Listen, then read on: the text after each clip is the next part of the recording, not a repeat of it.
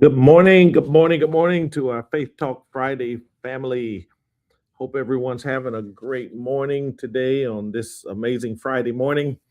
This is the day that the Lord has made, and we will rejoice and be glad in it. So, listen, I'm grateful for all of you that are on, and for those of you that are jumping on. I am so thankful for this space and for this investment of your time and for the value that you find and have placed in our Faith Talk Friday episode. So, it is a joy to come every Friday morning and to share with you some encouragement for your day and for your weekend. So, good morning to Sonia Levine. I see you are on. Good morning to you. Hope all is well with you. My wife Raina is on. Good morning to you again. Patricia Carmack is on. God bless you. Good morning to you. Um, Mother Belton and Bishop Belton are on this morning. Um, God bless you. Thank you all for joining. Cynthia Cooks, God bless you. Good to see you on. Hope all is well. Can't wait to see you again. Real soon, we pray. Hope all is well with you. Phaedra Carolina, good morning to you. Um, Hope all is well with you and Elder Carolina. Was praying for you all and just so grateful to see you on this morning as well. Roland Goodman, good morning to you as well, sir. Good to see you on. Lakia McKenzie, good morning to you. Thank you for joining. Uh, Quan Brown, good morning to you. Good to see you on. Hope all is well with you. Queen Mellerson, good morning to you. Always good to see you on as well. Stephanie Martin Cox, good morning to you. My friend Byron Morton, good morning to you, sir. Good to see you on. Hope all is well with you. Kim Johnson, God bless you, sir. Good to see you on as well. uh, Latasia McKenzie, good morning to you. Good to see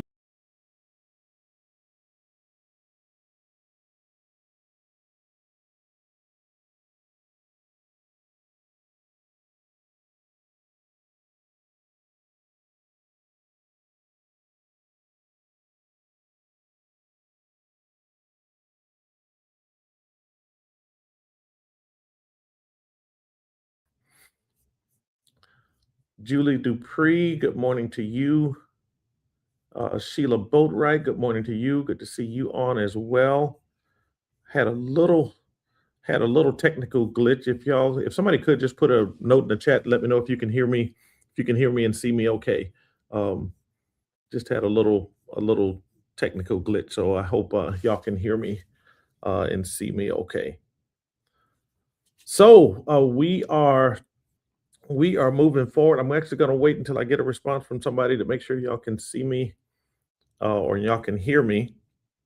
Um, I want to make sure that I resolve this little glitch. Okay, I got a thumbs up from Raina. Okay, good, good, good. All right, God bless y'all. So listen, we're gonna jump into this content. Gloria Wiley or Gloria Sims, excuse me. I see you are on this morning as well. God bless you all. Thank you all for the response. Let's jump into this word or our discussion today. So listen, we want to talk today about guarding the yes. Guard the yes. So that's what we want to talk about today. Guard the yes. The yes that you have given, what you have committed to, you have to guard it. Guard the yes. And I want to read for you Ecclesiastes chapter 5, and we'll read verses 4 and 5. Good morning, Joanne Brown. God bless you. Good to see you on as well. Ephesians 5 and verses 4 through 5 says, when you make a vow to God, do not delay to pay it, for he has no pleasure in fools. Pay what you have vowed. Better not to vow than to vow and not pay. Interesting, powerful scripture reference that we're going to use that to guide our discussion today. Good morning to my sister Lisa is on. Lisa Young, God bless you. Good morning to you. Thanks for joining. So listen, I'll start with the question that I kind of already know the answer to, but my question is: have you ever committed to something or ever said yes to something, and you You were sincerely and genuinely committed to it. You meant it, but later life happened. Um, Life started pulling at you. Life started pulling at that yes, and because of the pulls of life, the situations of life, it started pulling from every direction to challenge that yes, and sometimes resulted in you not being able to follow through on something you've committed to. I think we all can relate to the fact of having made a commitment, but something happened that prevented us from following through. Um, and it wasn't because you changed your mind, it wasn't because you had even a change of heart, but it was in many cases because you didn't realize how much pressure would come after the yes. And let me just pause there for a moment because once we commit to something, pressure comes after yes. Pressure will come after your yes and after your commitment. Good morning, Tanisha Robinson. God bless you. Good to see you on. Pressure will come after your yes. And if you don't realize that, you will find yourself in situations where you're not able to follow through you're on a commitment that you have made. And here's what I've learned is that saying yes is powerful. It is so, so powerful. But guarding your yes is just as important. Saying yes is powerful, but guarding your yes is so, so important. We have to establish guardrails around our word, around our commitments, and around what we say we're going to do. Because here's the reality: what you don't protect, you eventually lose. And let that settle in for a moment. What you don't protect, you eventually lose. When you don't protect your word, your commitment, when you don't guard it, you will lose it. If you don't protect your gift, if you don't protect what's valuable, you'll eventually lose it. And sometimes the thing that's lost is your reputation. Sometimes the things that's lost is your respect. You don't want to be the person, and I'm sure we all know people that we can't depend on. We know people that when they say something, when they give you a promise, you don't give it much weight because their pattern, their reputation is that they don't follow through. And so what you don't protect, you will eventually lose. And so many people have no problem saying yes to God in a moment of inspiration. I'll say it that way, the moment of inspiration. So I feel inspired, I feel charged, I feel motivated. So I'll commit. I'm going to commit to this, and we'll say yes to God and even other things. But here's the challenge: the challenge comes in after that moment passes, after that moment of inspiration passes. It's easy to make commitments in the heat of the moment or while things are feeling energetic. But true commitment, it has to be sustained and it has to last past the moment. The moment soon passes, the intensity soon passes, the lights and the glamour and the flash, all of that passes. And then now you're left with your word, with your commitment. Uh, every yes attracts tension. Yes, every yes attracts tension. It attracts stress or tension. Every yes. Sometimes the tension is time pressures. Sometimes there's emotional pressure. Sometimes there's relational pressure. Sometimes there's opportunity pressure. You may have committed to something, and then there may be another opportunity that comes. I know I'm not the only one that's committed to something, and then now after you committed to this, something came up, and you said, "Well, maybe I should have waited." Or I wish I had waited because I actually like that one better, or I think that one would have been a better opportunity or a better door, but I've already committed. So, are we disciplined enough and mature enough to stay true to the commitment that we've already made, even if it seems as though something better may have come after we've given our word? So, every yes attracts tension. And I will also say this: every yes also requires a no. Every time you say yes to something, you are saying no to something else. Every time you say yes, you're also saying no. Every yes requires a no. If I schedule a meeting with you at 10 o'clock, and if somebody else comes and want a meeting at 10 o'clock, they have to get a no. When I put something on my calendar, it's saying no to anything else that may come. When you say yes to something, when you say yes to a commitment, when you say yes to a responsibility, you're also saying no to something else because we have limited capacities, and once your capacity is reached, then you say no. You have to say no to other things. And so every yes does require a no. And most people don't abandon their yeses intentionally, they lose it gradually. Here's the thing we really need to lean in on. Most people, they don't abandon their yes. They don't break their commitments intentionally. They lose it gradually over time through distractions. Distractions can cause you to break a commitment and not keep your word. Overload. If you're not guarding yourself, you can find yourself overloaded and say, like, oh my gosh, what have I gotten myself into? I shouldn't have taken on this much. We're overload, and that leads to overwhelm. And then we can experience fatigue, where we're fatigued and we're tired and we're exhausted because gradually over time, without guardrails, we've said yes to everything. Maybe because we wanted to make somebody happy. Maybe it's even because it's something that we wanted to do, but we didn't have the wisdom to know when to press pause or when to say no. Sometimes the lack of wisdom can cause you to overload yourself gradually over time. Good morning, Angela Litch. Good to see you on. So here's the truth. God takes your yes. He takes your yes seriously. Even when you don't take it seriously, God does. So when we make a commitment, when we give our word to something, we have to make sure that we follow through.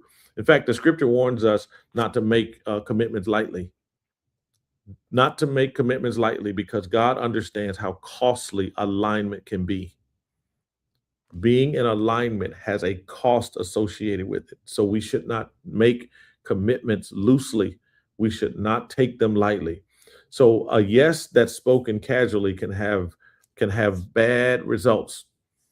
A yes that's spoken casually can be a burden later. A casual yes. I'm just going to agree. We just say yes to everything. Okay, yes, no problem. Sure, no problem. We say yes to everything. It can become a burden later when we don't guard our yes. So, guarding your yes, listen, is not about fear, but it's about honor. Honoring your time, honoring your space, honoring your commitments. Guarding your yes is honoring your word, honoring your commitments. So guard your yes.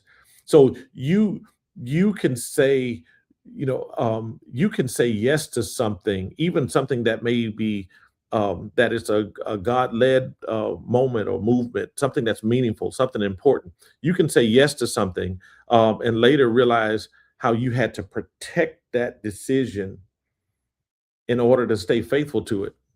I know there are people on this call right now that can relate to that. You've said yes to God or yes to something or yes to someone. You've made a commitment. And you know what? You had to really fight hard to guard and protect that decision that you made, to protect that commitment, because people will allow you to get overwhelmed. People will allow you to overburden yourself and to overcommit.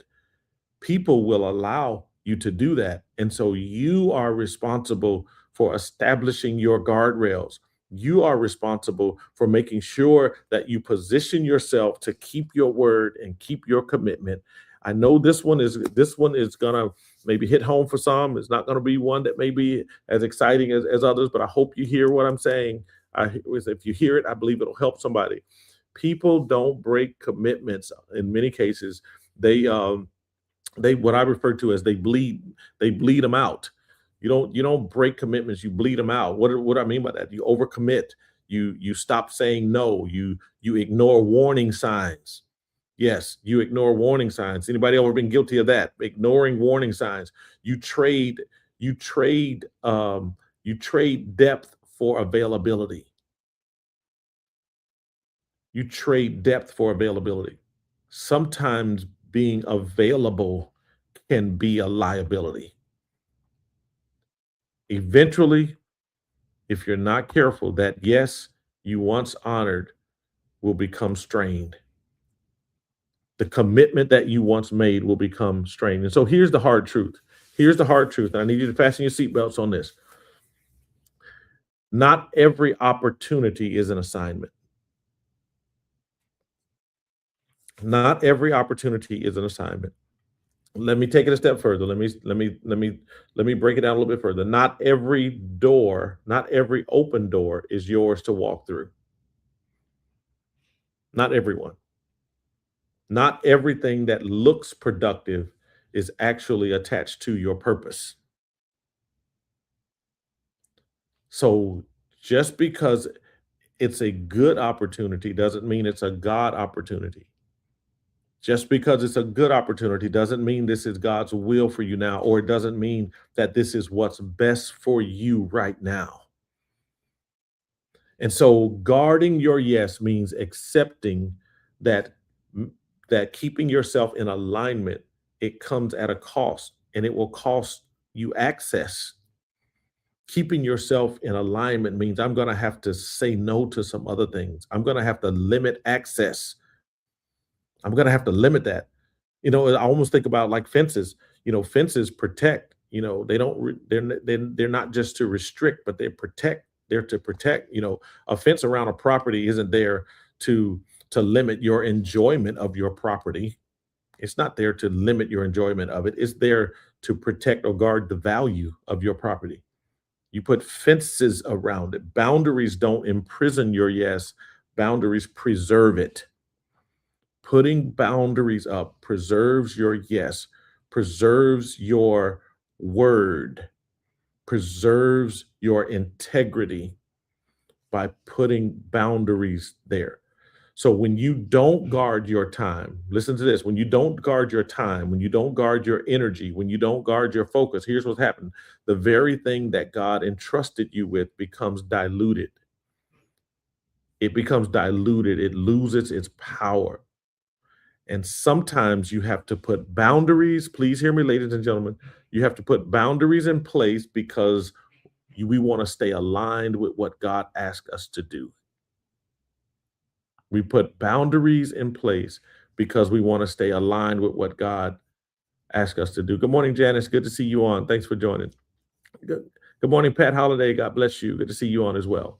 And so let me just give you let me just go one more little level with this, is Jesus himself modeled um, guarded obedience.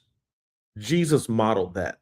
He modeled it. Listen, you may find this surprising, but Jesus didn't heal everybody that asked. He did not. He did not heal everybody that asked. Jesus didn't go everywhere that he was invited. He did not. He withdrew often. He would withdraw from the crowds. He would withdraw to places to pray. He did that. He said no. Jesus, yes, Jesus said no without guilt. He said no without guilt. Why? Because he refused to let urgency override his assignment. Jesus refused to let urgency override his assignment. Good morning, Deborah Goodman. Thanks for joining. So if Jesus protected his yes, then what about me? What about me? What about you? And so this weekend, I want to invite you to evaluate your, not your passion, but evaluate your protection. Evaluate your fences. What are you allowing to weaken your yes?